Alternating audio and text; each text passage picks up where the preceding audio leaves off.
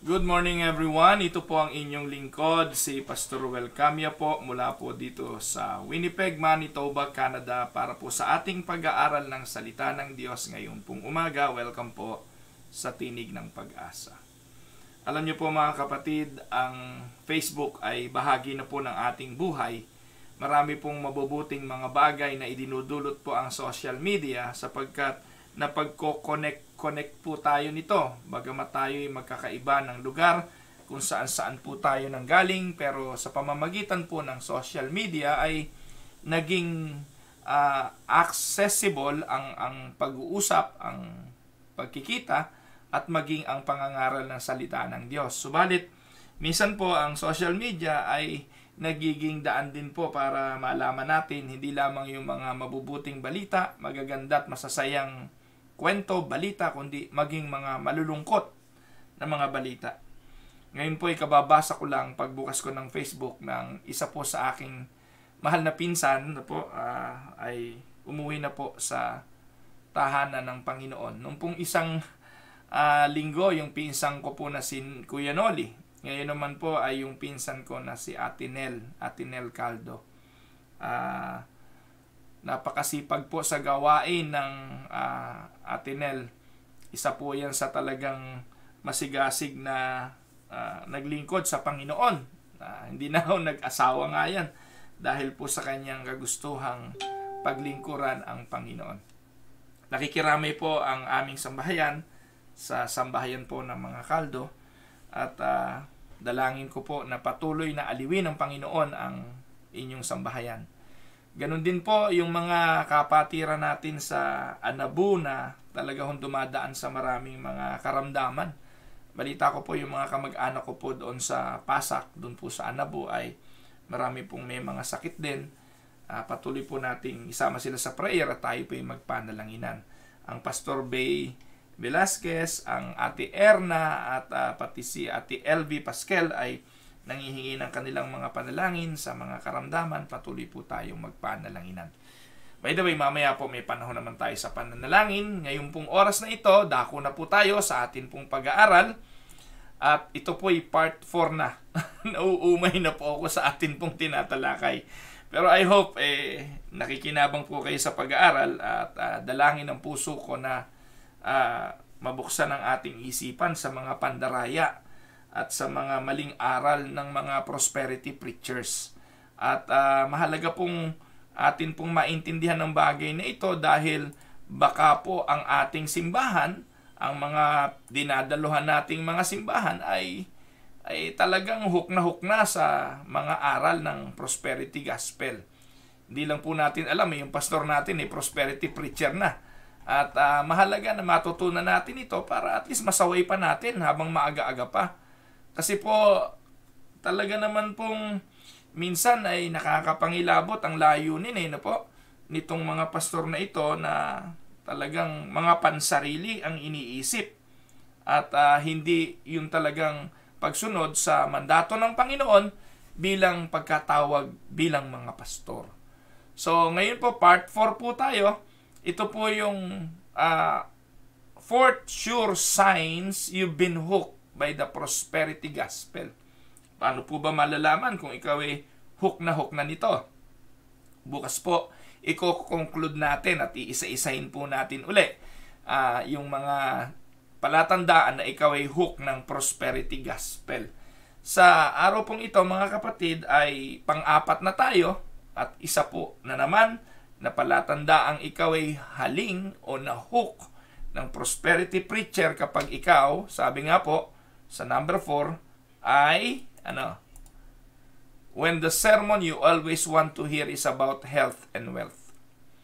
Kapag ikaw ay pumunta sa simbahan na ang iyong gustong hanaping mensahe ay may kinalaman lagi nakasentro sa iyo, sa iyong kalusugan, sa iyong kalagayang material, health and wealth. By the way, sabi nga po, ito raw pong mga prosperity preaching ay nagtatago sa iba't ibang mga katawagan. Tinatawag po itong Word of Faith Movement, Hyper Faith, Prosperity Gospel, Health and Wealth Teaching, at kung ano-ano pa. The prosperity gospel is also sometimes called the health and wealth gospel, or word faith theology, or simply faith movement. Yan po yung mga tawag nila. Lagi po nandun yung faith. Kasi po, yung paggamit nila ng katagang faith ay susi sa lahat ng mga gusto nilang mangyari. No? The prosperity gospel comes in different shapes and sizes, but at the heart of the prosperity gospel is the teaching that God desires all Christian to prosper in every aspect of their lives. Yun po yun. Paikot-ikot lang po doon na ang layunin daw ng Diyos sa buhay mo ay payamanin ka, paasensuhin ka, ibigay ang lahat ng desire ng iyong puso. So while this includes prospering in things like healthy relationships, yung healthy career, healthy lifestyle, those who teach some version of the prosperity theology usually emphasize financial and physical health.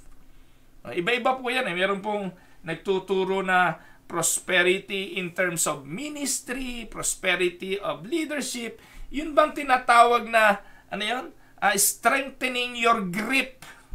Yan po yung mga tema niyan. Strengthening your grip on money, strengthening your grip on leisure, strengthening your grip on kung ano-ano pa. No? Yan dyan po nakasentro yan. At ganun po ang mga sermon na maririnig nyo. Papaano palalakasin, papaano patitibayin, papaano pahuhusayin. No? Laging ganun ang tema. And those things are not even the gospel itself. If you are going to analyze it, yes, that is good. That is sometimes encouraging. But there is no message of sin. There is no message of repentance. There is no message of God condemning homosexuality, God condemning immorality. Wala nang ganun ngayon. Kasi ngayon, puro self-help tips ang maririnig natin sa pulpito. Mga papaano, mga DIY. Papaano palalakasin ang iyong pag-aasawa, papaano patitibayin ang iyong relationship sa kapwa-tao, mga ganon. Those are good messages. Those are topical messages. Ako po nagsisermon din ng ganon.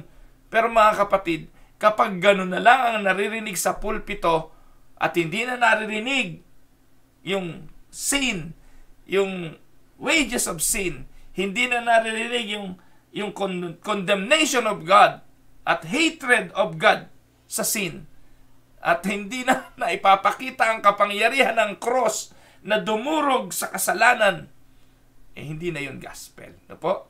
So, how do you know if someone is simply affirming the biblical truth that God is our provider and that God heals, or if they are moving into prosperity teaching? Paano daw ito malalaman? Mga kapatid, titingnan po natin ang ilan sa mga palatandaan. At ito po ay mapapansin natin sa ating mga sarili. Kapag tayo po mga kapatid ay talagang wala nang gustong marinig kung hindi yung tungkol sa ating mga sarili, tungkol sa papaano natin mababago ang ating kinabukasan, yung papaano matutupad yung ating dreams and aspirations, mga kapatid, baka po nadadala na tayo ng health and wealth teachings. Si Joel Osteen ang isa sa sikat niyan sa Amerika. Magpapangalan po ako ngayon mga kapatid ng mga prosperity preachers. At alam ko po na maaaring magalit kayo sa akin kasi bidang-bida sa inyo yan eh. Joel Osteen.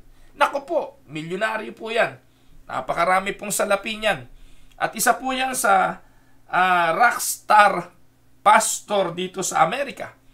Si Joel Osteen takes the idea na sa kanyang mga preaching that nothing is impossible for God. Mga kapatid, totoo naman yun. Amen po ba? Nothing is impossible with God. But the question is, ano yung mga bagay na tinutukoy ng mga talata kapag ang pinag-uusapan is nothing is impossible for God? Ganito po lagi ang maririnig natin sa mga prosperity preacher. No, they will take the idea that nothing is impossible for God and runs with it. Taken to its ultimate conclusion, it suggests that since God is so powerful and nothing is impossible for Him, God will give you health and wealth.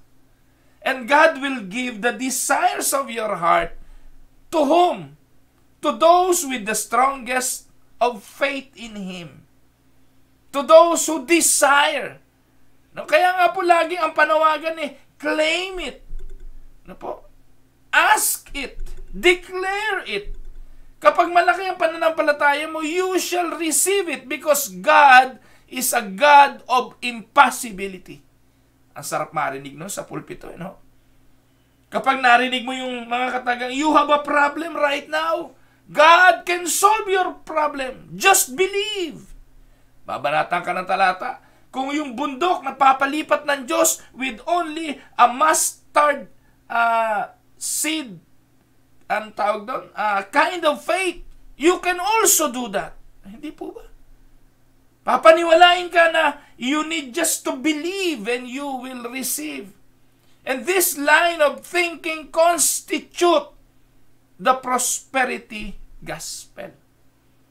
Laging ganon. You want healing? Claim your healing right now. You need to exercise your faith. Yan yung mga linyahan, mga kapatid. So, tingnan po natin, how can you identify the prosperity gospel? No, aside dyan sa, kapag yung, alam mo na, hook ka na kapag ikaw lagi na lang ganyang mga mensahe naririnig mo.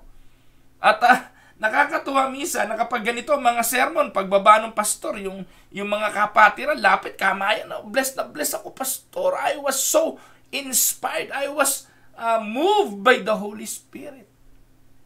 Pero mag-sermon ka ng doctrine. No? Mag-sermon ka ng doktrina. Hindi po ito masyadong interesting sa mga tao. Why? Kasi papalatandaan lang ito kung anong klase ng mga tao ang laman ng loob ng simbahan.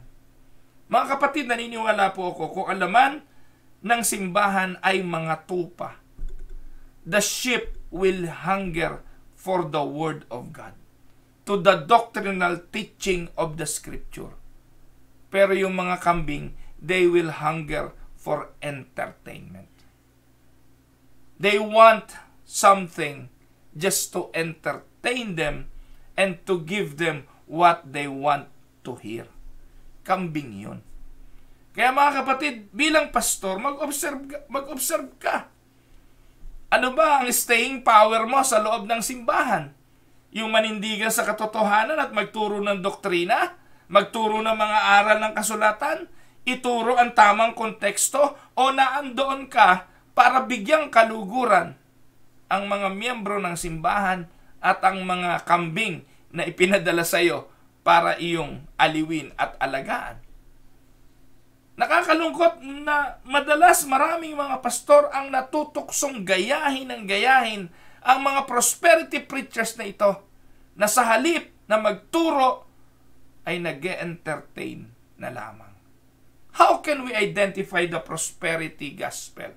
May mga key phrases, mga kapatid, na ine-emphasize lagi ng mga prosperity preachers. Ito po ang ilan. Ano po?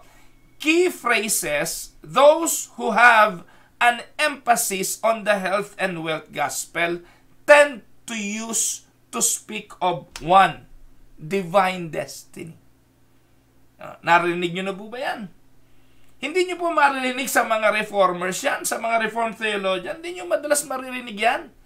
Yung word na yan ay common, gamit ng mga Pentecostal, gamit ng mga pastor ng G12, gamit po yan ng mga prosperity preachers. God has a divine destiny for you. Common yan. Divine health. God planned for you to have a divine health. Ano po? Divine wealth. Lagi na lang may divine. At kapag pinag-usapan yung divine destiny, pag-uusapan na po dyan yung vision. Pag-uusapan na po yung dreams, yung yung big goals mo sa buhay. Gagamitin ng Panginoon, gagamitin ng kanyang mga salita out of context para paniwalain ka na ito yung iyong divine destiny daw. Ang problema, para bang pare-parehas yung divine destiny na sinasabi nila para sa lahat ng miyembro ng simbahan? Na kailangan pare-parehas? Gagamitin ng mga patotoo, gagamitin ng mga testimony ng mga nagtagumpay para sabihin, you can also have that divine destiny. Alam niyo po kung sino mga paboritong ginagamit ng mga yan sa scripture? Story of Joseph. Yung kwento ni Jose, na mula doon sa kanyang pagiging pastol ng tupa, ay ginawa po siyang na paghahalo ko na. But anyways, ito si Joseph na pinagtangkaan ng kanyang mga kapatid, no? Hanggang sa makarating sa palasyo ng paraon, no? They speak of divine destiny. Paborito yan ng mga prosperity preacher. Tapos si David, mula sa pagiging pastol hanggang sa pagiging hari, paboritong kwento yan ng divine destiny. But the question is, will everybody can be a David? Will everybody can be a Joseph? Naraging iyan ang emphasis sa simbahan. No? Release your divine destiny. You can be a Samson. You can be a David. You can be a Joseph. You can be anybody you want in the scripture. Mga kapatid, ang banal na kasulatan ay ibinigay sa atin bilang halimbawa. Pero hindi ibinigay ang banal na kasulatan para ipakita sa atin na tayo ay ganon at magiging ganon. Ginawa tayong magkakaiba. Walang isang pattern. No?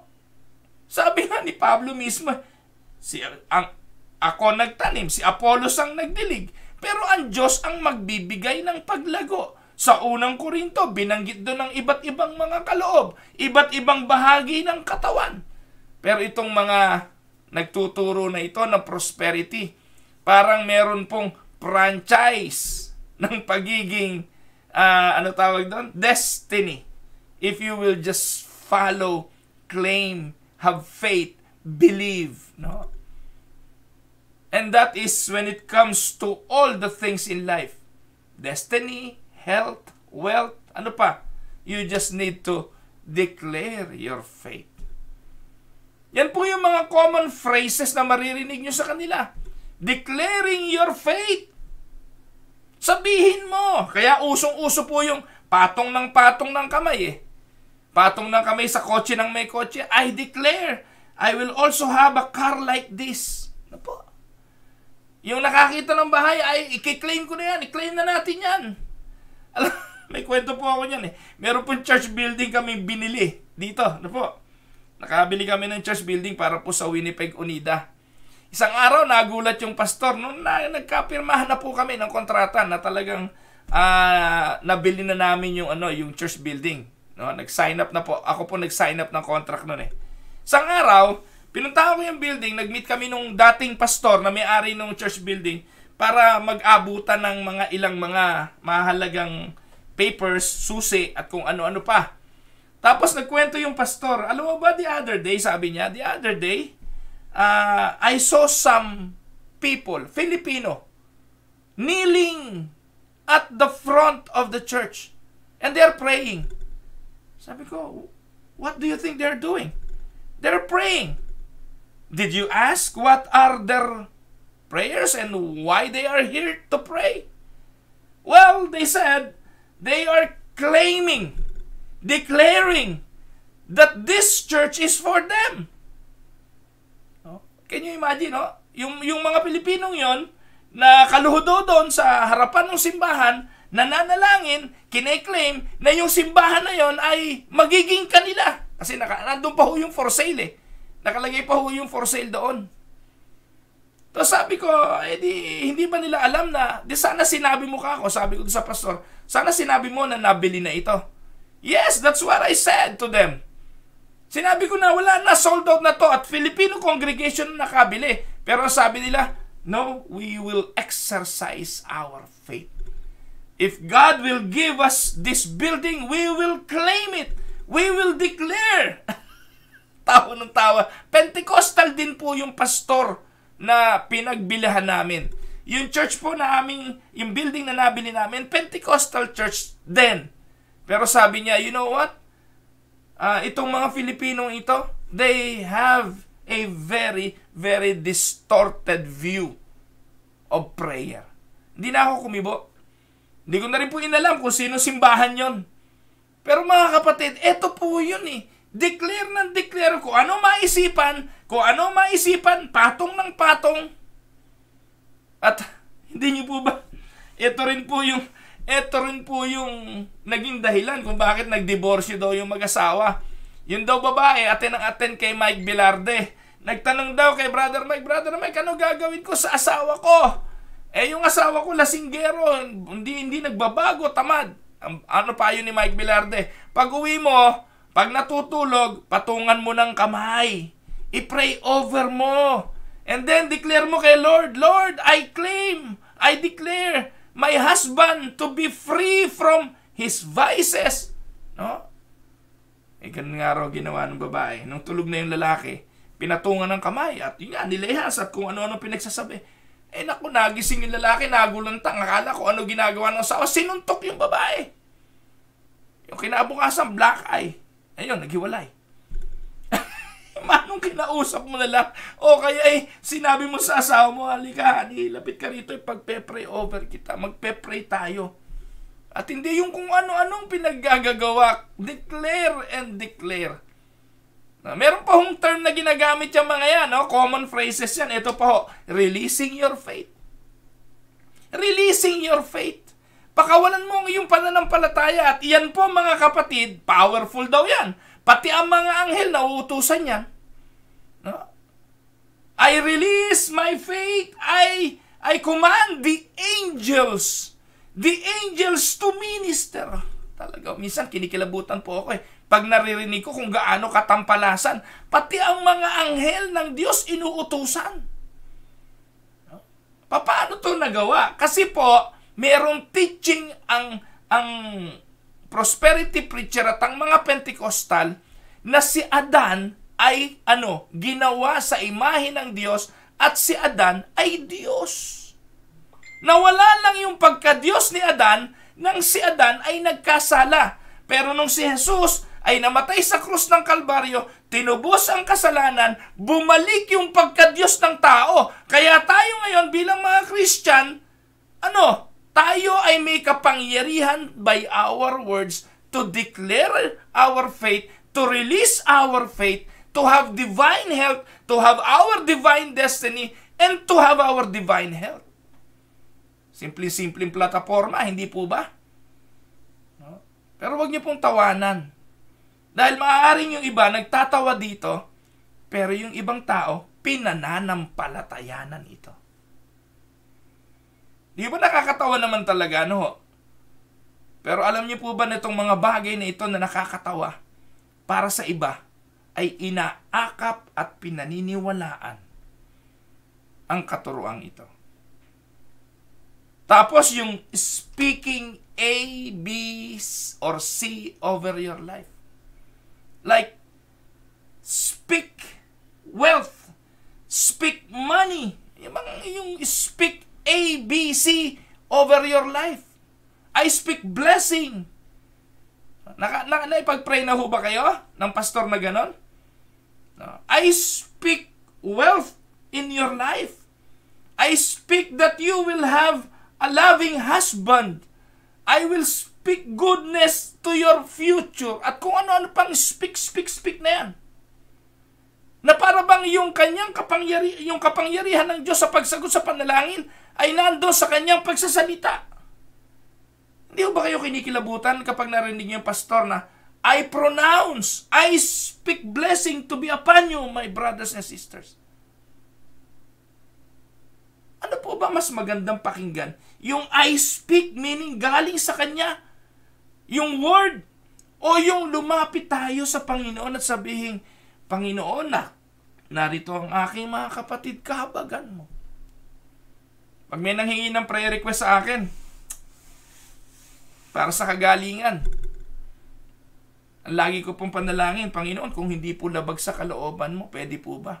Pinaglalambingan ka namin, hinihingian po namin ng awa na nawa maranasan ng mga kapatid namin ang kagalingan. Pero sa prosperity preachers, hindi ganon. Lord, I speak healing right now. I speak healing to Pastor Bay Velasquez, to Ate Erna right now, to Ate LB Pascal. I pronounce healing. Wow. Powerful. Ito po ang isa. Declaring A, B, or C over your life. Iba pa ho yung speaking. Mas makapangyarihan yung declaring. Kasi decree yun eh. You are making a decree. Na yung decree, kapag sinabi mo, hindi mababali yun. Ang lalakas ng loob, no? To make a decree. I decree! Lalo na kay Satanas. Ano po? Kung makipaglaban kay Satanas yan eh. I command Satan! Titindi. Talagang mga warrior, no po? At ang lakas ay nasa kanila. Pasensya na po kayo. Ako po'y walang ganong kapangyarihan eh. Wala po akong ganong power. Ang lakas na meron po ako, kung meron man, ay galing sa Panginoong Hesukristo. I am just being used. And I am not the user. Mahalaga yun mga kapatid. Pakinggan niyo po yung word na yun. Are you being used or are you the user? When it comes to the gift, ito, maling-maling turo ng Pentecostal to eh. Yung spiritual gift. No, dahil meron ka spiritual gift, use it. Mga kapatid, wala po ako nakita sa Biblia na ganoon ang pamamaraan. Ang nakikita ko po sa Biblia, ang Espiritu ang pumipili kung sino ang gagamitin niya sa gift. There is no one person capable of manipulating the gift. Kasi vessel lang tayo eh. If you have a gift, God will use the gift to minister to people. Ang Diyos ang tagagamit sa atin, hindi tayo ang tagagamit sa Espiritu Santo. Malaking kaibahan yon. Pero hindi gano'n ang turo ng mga Pentecostal at ng mga Word of Faith movement na ito. So ayan po, pag naririnig niyo yan doon sa pastor niyo, ewan ko kung anong gusto niyo gawin. Pero sa halip na ipagkibit-balikat niyo yan, sabihin niyo na lang sa pastor, or wag na lang kayo magpa-pray over. Kasi po, ewan ko kung anong espiritu yung tinatawagan yan kapag ganyan. At yan yung mga common phrases na maririnig niyo. Po. Ngayon, madali namang maispatan din yung mga prosperity churches na yan. Kasi po, common din yung mga pangalan yan. I would like to give you some names. Yan. The church name. Para madaling malaman kung ano yung mga tawag doon, prosperity churches. Yan. Victory Center. Kapag may mga ganyang pangalan, Victory, alam nyo na yan. Alam nyo na kung anong simbahan yan. Halimbawa pa ay Word of Faith Church. Ayan na, linaw-linaw na. Word of Faith na, pinangalan, nilantad na. Kung ano yung kanilang pananampalataya. Word of Faith. No? Ano ba yung ibig sa Tagalog? Ano ba ibig sabihin sa Tagalog? Salita ng pananampalataya. Simbahan ng salita ng pananampalataya. No? Kaya ganun po yun. Yun po yung pinapakita nun. Kaya kung ikaw mapagsuri, ano bang church ito? Word of Faith Church. Pentecostal to. Victory Center Church. Prosperity to. Alam mo na. Ano pa? World Changers Church. Ayan. Who has the power to change the world? Who has the power to change human heart? No? Tapos itong church na ito, may kapangyarihang mag-change. Kaya alam mo na kung anong tinutungo niyan. Alam mo na kung anong klaseng church yan. Ito pa ho, Winners Church. O, di ba? Pinalitan lang yung victory, ginawang winners. Kapag ganyan ang mga pangalan, alam nyo na ho yan. Pag mayroong mga pangalan katulad Overcoming Faith Church, most of the time, mga kapatid, alam na this. Yan ang mga common names of the Prosperity Gospel Church. No?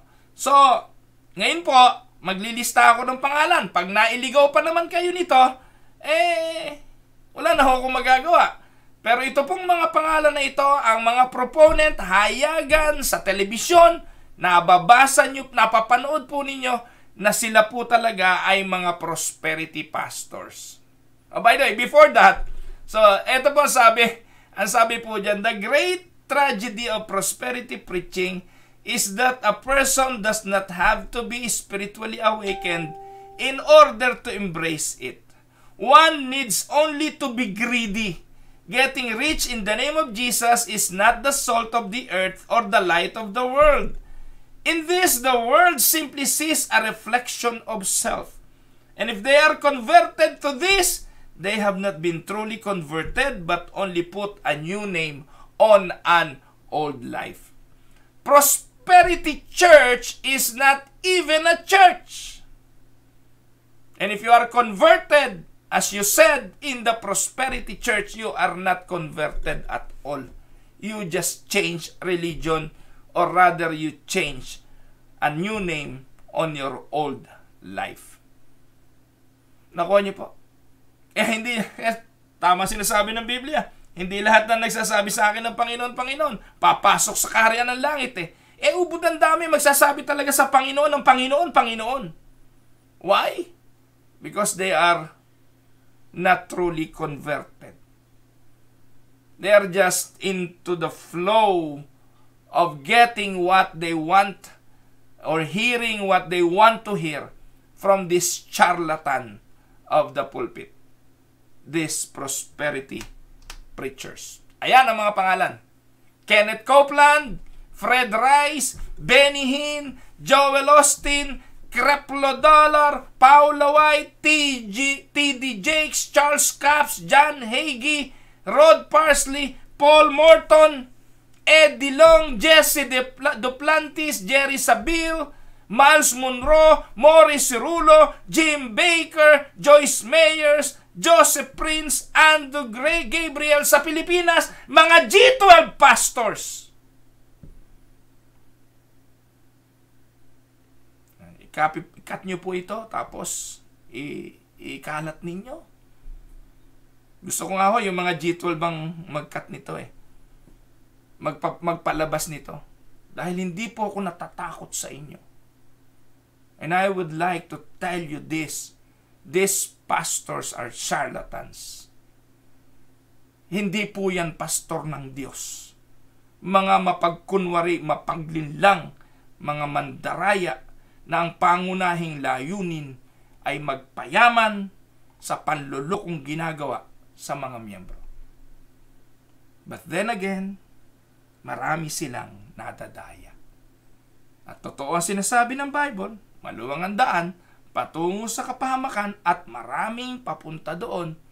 Makipot ang daan sa katotohanan, konti lang ang makasusumpong. Common sa mga teaching ng mga pastor na yan ay ang being positive. Mga minamahal na mga kapatid, bakit maraming nadadali? In our desire for relevant and entertaining sermons, the Western Church is now suffering from biblical amateurism. We have pastors who are more concerned about the punchline of their joke or the excitement of their story than they are about the doctrinal meaning of the text. Common yan sa mga pastor na yan. Common sa mga pastor na yan ang mga kwentong walang kwenta. Mga kwentong bayang nakakatawa. Mga punchline ng mga sermon para kayo ay i-entertain. Common yan. Mga kapatid, hindi lang po sa Amerika, hindi lang dito sa Canada, lalo sa Pilipinas, kasi wala namang mahilig gayahin ang mga Filipino, kundi ang West. Kung hindi ang naririnig sa simbahan sa West. Common things about prosperity, health and wealth movement ay yung power of positivity. Kenneth Copeland. Ewan ko po kung nabigyan kayo ng librong The Power of Positive Thinking. Itong libro na ito, nagpo-promote ng pagiging positive. Sino nga ba naman ang gusto'y negative? Pero tandaan po ninyo mga kapatid, the Prosperity Gospels offer an enticing invitation of being positive. If you work hard enough, if you have faith enough, you will get what you want. All the good things in your life you earned. And that sense of entitlement and longing is exploited by pretty much every brand of the market. Mga kapatid, nanood kayo ng commercial ng McDonald's. Ano pong commercial? Get this hamburger and it will bring you such joy. Wear this dress and you will be beautiful. Buy this car, it will make you a handsome hunk. Ito yung mga pangako eh. This couch will bring your family together if you have this couch. At kung ano-ano pa. Mga pangako na kapag meron ka nito, you will have in return happiness, joy, fulfillment, success. Pareho rin po iyan ng mga iniaalok ng mga prosperity preachers. If you have such faith, if you will believe, you will have this. The prosperity gospel offers an enticing invitation. All the good things in your life, you will earn. Sabi nga, sa panahon natin ngayon sabi, you don't see faith healers working in hospitals for the same reason you don't see psychics winning the lottery. Nasaan sila ngayon? Yung mga gumagawa ng mga healing crusade na yan, yung mga gumagawa ng mga himala na yan, meron pa nga, every Friday, Jesus the Healer. Sa Pilipinas, Jesus Miracle Crusade. No, may krusada para sa himala. Nasaan sila ngayon? Sa panahong ito ng COVID pandemic na kailangan ng kanilang kapangyarihang magpagaling. Nasaan sila? Ang sagot niya ni Benny Hinn, I will start healing people again once Corona stops. Minsan natatawa na lang po tayo. Ginagawa natin silang katatawanan kasi po katawa-tawa ang kanilang ministeryo at ang kanilang mga pamumuhay. Kilala niyo po ba si Kenneth Hagin? Si Kenneth Hagin, siya po ay ama ng Pentecostal movement dito sa Amerika at ama po yan ng health and wealth movement. Isa rin po yan sa matinding mga magturo ng kung ano-anong erroneous teaching. Po? Meron po siyang aklat na isinulat ang title, How to Write Your Own Ticket with God. And on that book, he tells about seeing a vision of Jesus. And God says, and he says to him, Dear Lord, I have 2 sermons I preach concerning the woman who touched your clothes and was healed when you were on earth. I received both of these sermons by inspiration. Ang galing, ano? Sinabi niya po yan doon sa libro niya. Na doon daw sa kanyang pakikipag-usap sa Diyos, nakakita siya ng vision, nag-uusap sila ni Lord. Ang galing ng kwento, no? Tapos, sabi raw ng Diyos, sabi niya raw sa Panginoon, Lord, sa iyong mensahe tungkol doon sa kasaysayan mo doon sa babae na inaagasan na humipo ng damit mo, may 2 mensahe doon na ibinigay mo sa akin. Alam niyo po, sumagot daw ang Diyos sa kanya. Now, later on, he quotes that Jesus told him in reply, and Jesus said, You're correct. My spirit, the Holy Spirit, is endeavored to get another sermon in your spirit, but you failed to pick it up. While I am here, I will do what you ask. I will give you that sermon outline. Now, Kenneth, get your pencil and paper and write it down. Alam niyo po mga kapatid kung ano yung isinulat ni Kenneth Hagin na yun? Alam niyo po kung ano yung mensaheng yun na ibinigay daw sa kanya ng Diyos? Yung health and wealth message. Hagin claims that he have received numerous vision as well as 8 personal visitation from Jesus. Hagin has written, and I quote, "The Lord Himself taught me about prosperity. God gave me the sermon about prosperity." Diba parehas na parehas ni Cesar Castellano ng G12? Ganyan din si Cesar Castellanos. Nakaupo sa tumba-tumba.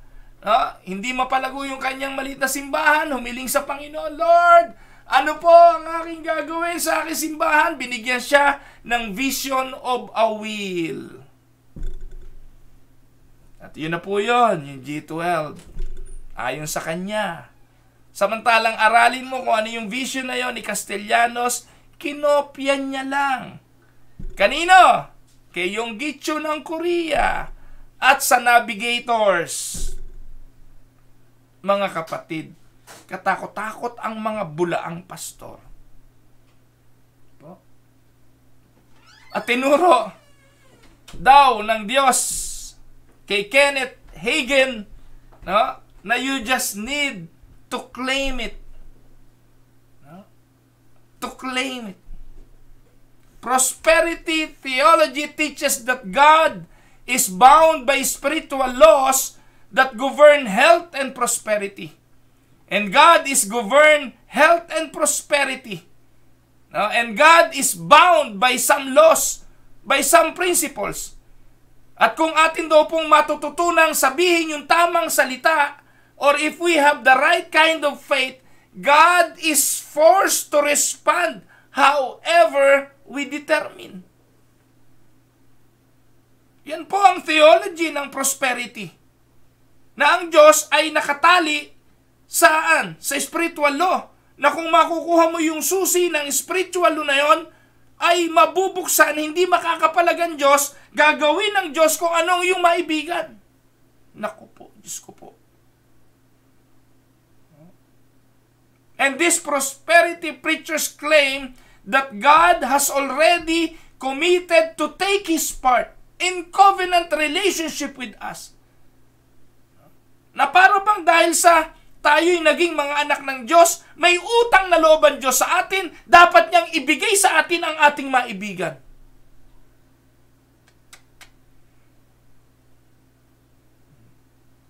Mga kapatid, sa mga turo ng Pentecostal, you can actually tell God what you would like. And His part in the covenant is to obey what you like. Because you are His children. Nakakapangilabot. In the word of faith system, God is not Lord of all. He can't work unless we release Him to work. He is dependent on human instrument. He is dependent on what? On human faith. Kaya kung wala kang faith, walang magagawa ang Diyos. Kung wala kang faith, hindi kikilos ang Diyos. Hindi ganung Diyos ang kilala ko, mga kapatid. Ang Diyos ay hindi natin pwedeng pigilin kung anong gusto niya, even if you don't have such a faith. May makapangyarihan pa ba sa Diyos?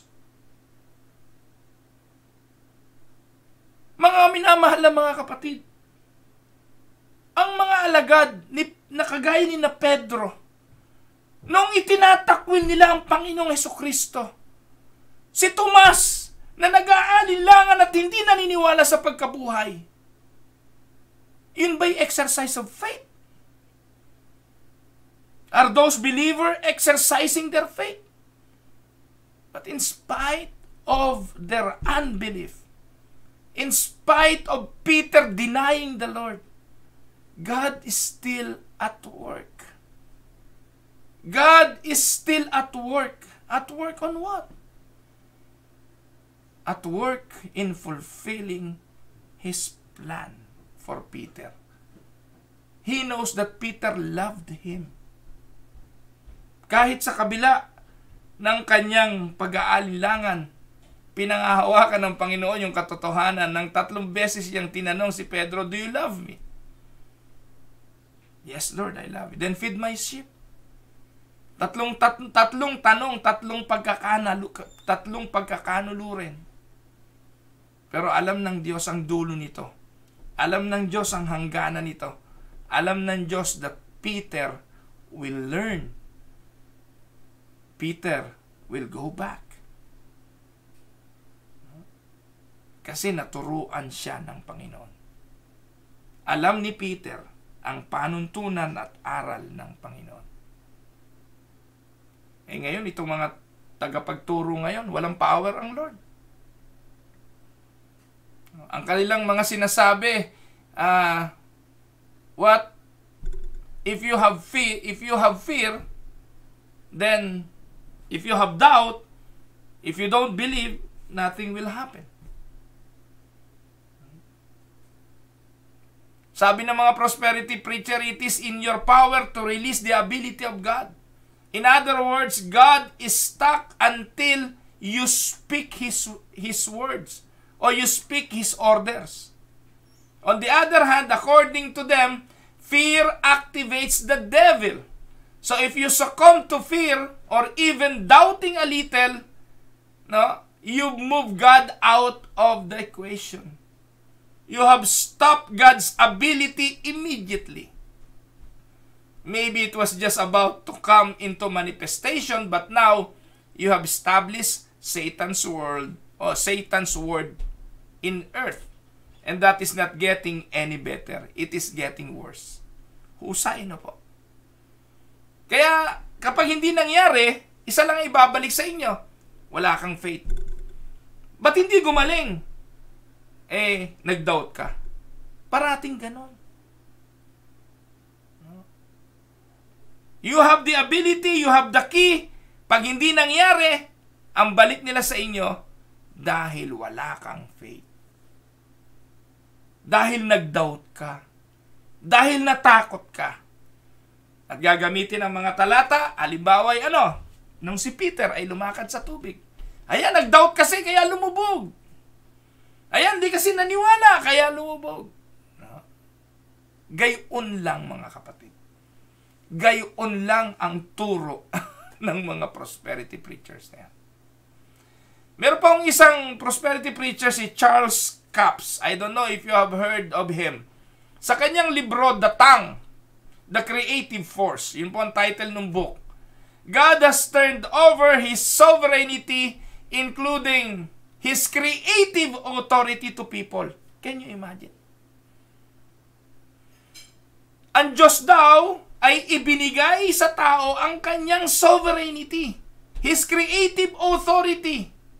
Noong August 1973, sabi ni Capps, "The word of the Lord came unto me saying," just that's frightening, and this is what He says. "The Lord speaking to me, if men would believe me, long prayers are not necessary. Just speaking the word will bring you what you desire. My creative power is given to man in word form." Tumigil na ako, ika. Sabi sa kanyang libro, ang Diyos ay tumigil na ng paggawa. Hindi na gumagawa ang Diyos, ibinigay na niya ang kapangyarihan niyang gumawa. Kanino? Sa mga mananampalataya, at anumang sambitin ng mga mananampalataya, ito yung mangyayari. Dahil ito ang word ng Diyos. Nakakapangilabot. Sinabi pa niya na man must rise up and have dominion over the power of evil at work in this world. It is my greatest desire that my people create a better life by the spoken word. For my word has not lost its power just because it has been spoken once. Genesis 1, babanggitin niya yung kasaysayan na ang Diyos ay nagsalita, nag-speak ng word. Sabi niya, yung word na yun ng Diyos, yung word na yun ng Diyos is still powerful. You just need to declare, you just need to pronounce, it will happen. And that word of God, that word is Jesus. Jesus is the word, and if you have Jesus, the word, you can also declare what you want. Can you imagine kung gaano distortion? Paano dinistort ang Biblia?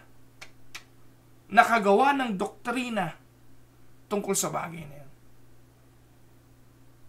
Genesis 1:1, John 1:1 nga naman, ang sabi, in the beginning was the Word, and the Word was with God, and the Word was God. Imagine ninyo, if the Word is in you, no? Hanap ng talata, no? I am the temple of the Holy Spirit.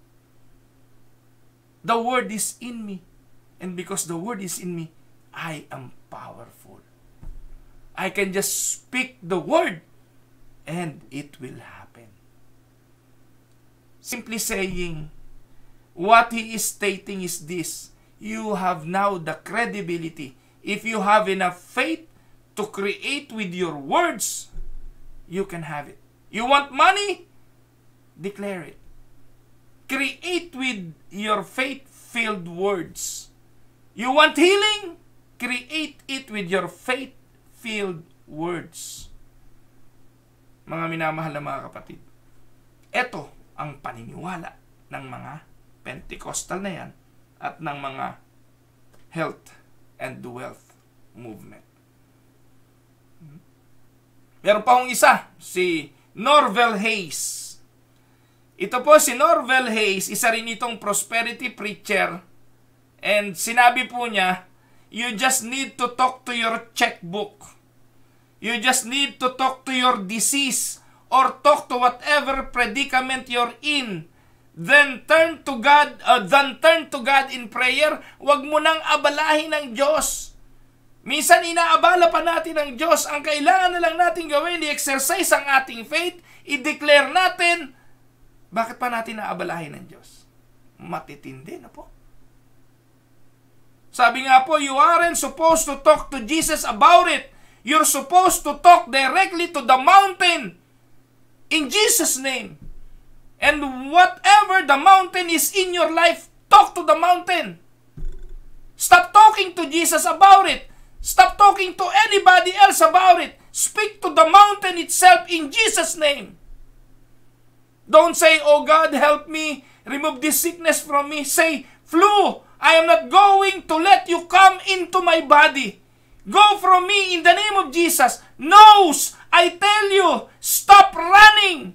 Cough, I tell you, live in Jesus' name. Cancer, you cannot kill me. I will never die of cancer. I declare in Jesus' name. At kung ano-ano pa. And I don't know if you watch the video of Kenneth Copeland. Hinipan ng COVID. COVID. Sabi niya, pabulong pa eh. Go away in Jesus' name. Wow. Maaaring natatawa kayo mga kapatid. And I understand that. But there are a lot of people who don't laugh at this. They are believing this. So, meron pa ho, yung inuutusan yung mga anghel. Putting your angels to work, which indicates you are not only sovereign over this world, but you are sovereign over the angelic world as well. Sa pagtuturo na believers has dominion over the angels, you can exercise over dominion and minister over fellow believers using angels. And we ought to have them working for us all the time. Minsan nakadalo na rin po ako niya sa Cavite, napagbubula kami. Alam niyo po ba, pinana namin si Mona. Yung masamang espiritu daw sa... yung, may acronym pa yung masamang espiritu, Mona daw eh. monitoring, I forgot, no? Nalimutan ko na. Pinapana ng mga pastor yung masamang espiritu, no? Bubuno tayo ng pana ng salita ng Diyos, papanain natin ang masamang espiritu. Yung mga pastor na natagpuan ko nandun din ng mga panahon na yon. Ako po ay nahikayat at nadala lang po ako ng isang tiyuhin ko na talagang adik na adik po niya sa mga teaching na yan. But that was the last time I've been to that kind of a meeting. Akala ko po pastoral fellowship eh.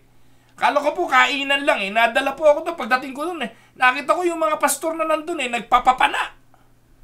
Pinapana po nila masamang espiritu. At ang sabi, pagkatapos daw nun, ang Cavite ay magiging maayos, matagumpay, magiging prosper kasi napatay na nila yung espiritong monitoring over Cavite. Palagay ko si Pastor Jonathan Rumakin natatandaan to eh. Lagi ko pong kasama si Paring Jo sa mga ganyang mga laban eh. No?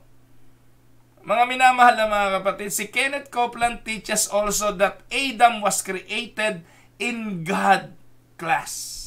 Take note, no? Ito po yung binabanggit ko kanina. Si Kenneth Copeland, tinuturo niya si Adam was created in the God class. That is, Adam was a reproduction of God. And listen to what he says. He was not subordinate to God. Adam was walking as a God. And what he said went, what he did counted, and when he bowed his knees to Satan and put Satan up above him, then there wasn't anything God could do about it because God had placed Satan there. So Adam, remember, was created in the God class. But when he committed rebellion, he fell below the God class. Tindi, no? Saan niya kaya nahagilap yung turo na yon?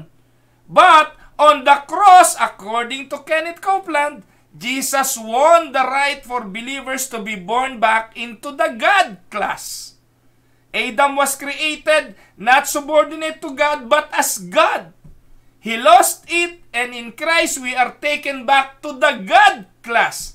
In saying, Copeland believed that Jesus won healing. Jesus won deliverance. Jesus won financial prosperity. Jesus won financial, mental prosperity, physical prosperity, family prosperity. And because Jesus won that, we too, because we are in the God class again. Hindi ko po alam kung sinong mapapaniwala dyan. But there are people who are believing. That is so blasphemous, is ought to make every true child of God cringe. Yet, it is typical of word faith teaching. For any human being to call himself I am, or Yahweh, or eternal, or sovereign is blasphemy. Ang ipantay mo man lang ang iyong sarili sa Diyos ay blasphemous. Pero ito po ang pangunahin sa word faith ministry. Naalala ko po mga kapatid, dekada 80, nagkrusada si Morris Cerullo sa Pilipinas. Yung pastor po namin dati, ano po, hindi ko nababanggitin kung sino. Naku, umattend. Si Morris Cerullo nagbebenta ng coin. No, ito pong coin na ito ay faith coin. Kapag ito nasa bulso mo, hindi ka mawawala ng pera. Paano ka mawawala ng pera? Binili po ni pastor yung coin na iyon ng halagang 1,000 pesos nung dekada 80. Imagine ninyo. Pastor na to. Pastor ng UNIDA po ito. Bumili nung coin na yun.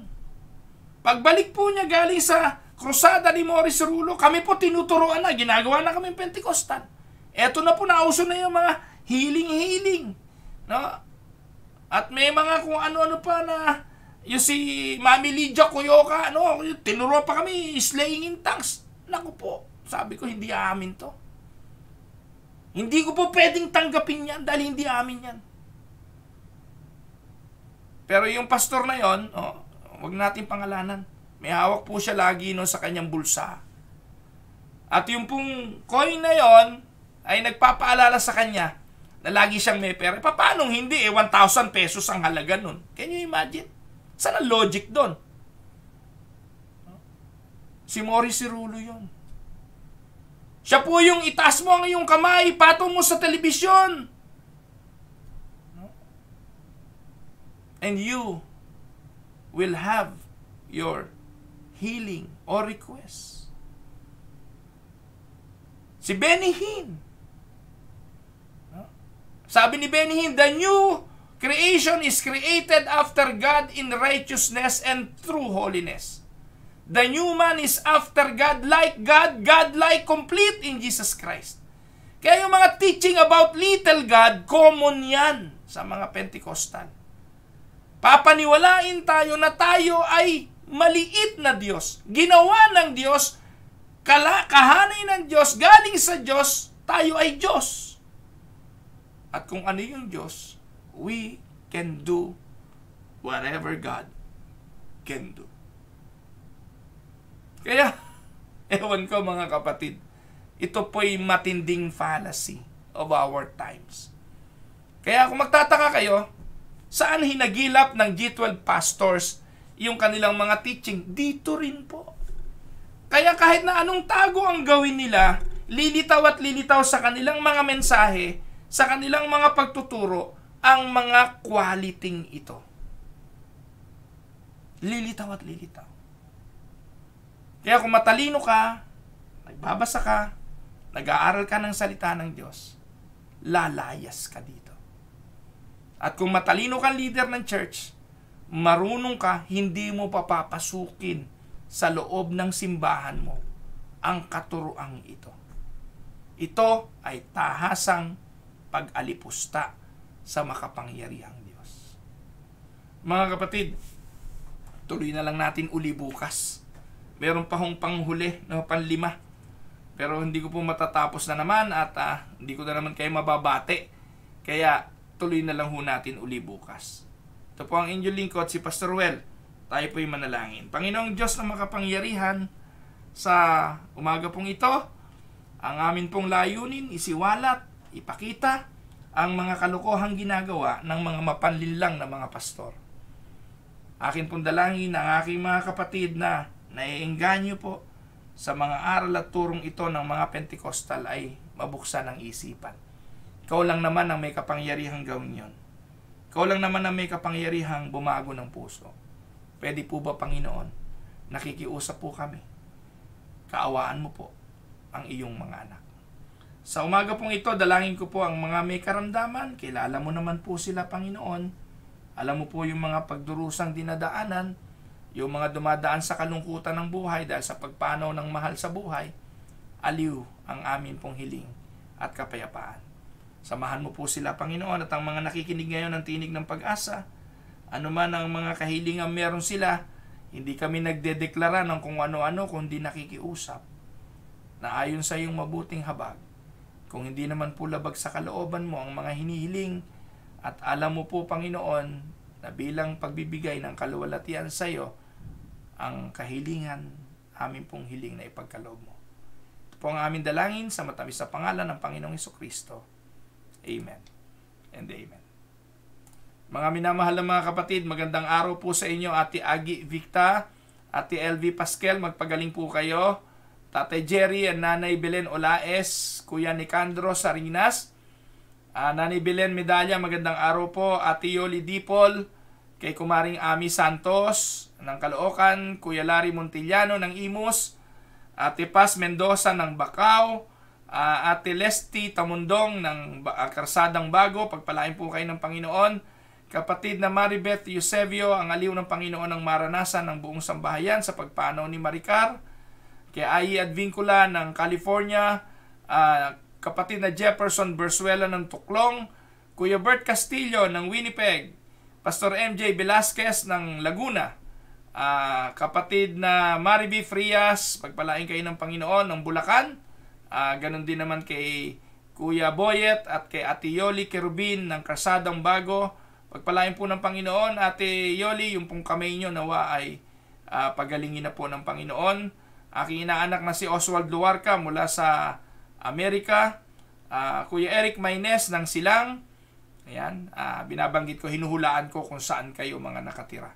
Kapatid na Edward Olaes, palagay ko ay Bacoor, hula lang, no?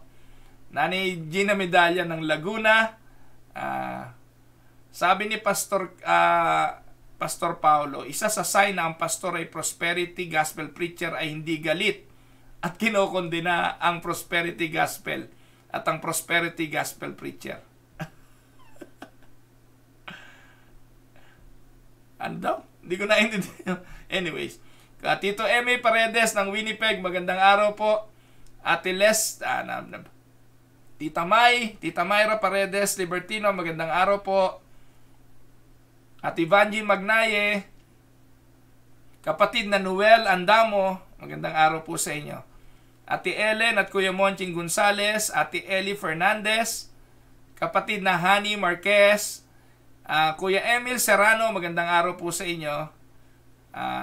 Kapatid na Christy Reyes, kapatid na Melvin Sanchez, magandang araw sa inyo, Melvin. Ati Nelia Ramos, magandang araw, Ati Nel. Ayan. Pastor Pete Paloma, magandang araw. Kapatid na Darren Sakdalan, magandang araw sa iyo. Nawa ay patuloy na kagalingan para sa tatay mo, Darren. Ati Cora Dolor, Ati Delia Magkawas, at kay Kuya Ban Magkawas, Ate Evelyn Cameros, magandang araw po sa inyo. Kay Ana Marie Visto, magandang araw po. Sino pa ba? Yan, kapatid na Lay Presa, magandang araw. Melissa Pasahol, pasama prayer mamaya po ang vaccine namin sa awa ng Diyos. Yan. So yan, I will be praying Melissa and Rendell.